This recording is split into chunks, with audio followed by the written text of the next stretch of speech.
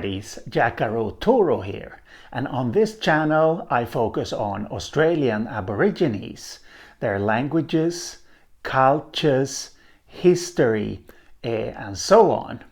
And this video is part of a series about social organization in Australia, and specifically about the so-called prototypical Kariera system of social organization, a name that it got by Alfred Radcliffe Brown, who first described it. So in the previous video we looked at the prototypical Kariera system and the Marringarr terms here. That was because Harold Scheffler, in his Australian kin classification, thought that Radcliffe Brown's description left something to be desired. Yes, and we looked at 5 generations. I have deleted the last one, the grandchild generation. Ego is here. In the previous video, anyway, we saw that the grandparent and the grandchild generations were described with the same terms.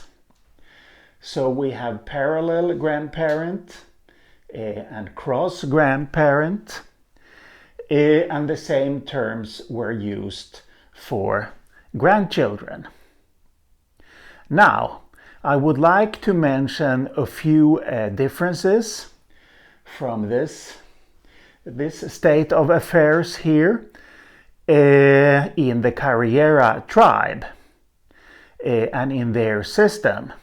There are a few differences. First of all, in the Kariera tribe they have 4 grandparent terms. Secondly, and let's see if I get this right, Radcliffe Brown wrote that he had been told about how the third ascending and descending generations were described, or what terms were used to talk about such people. I'm assuming it didn't happen very much, that Aborigines in the traditional society lived to see 3 generations of descendants, but it must have happened on occasion.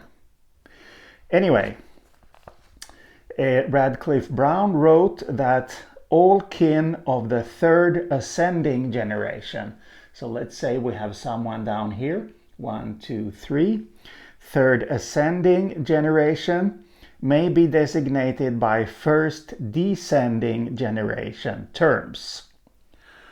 And all kin of the third descending generation, 1, 2, 3, may be designated by first ascending generation terms. Yes, so there were no terms for that generation.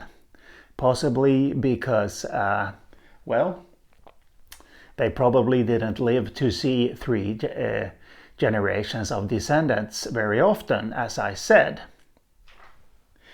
Another difference is this one. It goes both for the male and the female side, but I have chosen to focus on the male side here, because that is what Scheffler does. So in the Kariera tribe, relative age is a relevant classificatory criterion when deciding how people are described, what terms are used for them. So here we have a situation where we have a man. He gets 2 sons. He has a brother that's much younger than him. So he is the uncle of these 2. In the Kariera system, that means that he is also their father, as I have mentioned earlier. So, what terms are used here? Well, If we look here, this son here, C, he is 60 years of age. B is 63, so he is older. So C calls B mama, father. By the way, mama means mama in much of the world, except for in a large area in northern Australia where mama means papa, as it so happens. Yes, don't ask me why. The name or the term used for mother by small children in Western Australia along the coast tends to be bibi.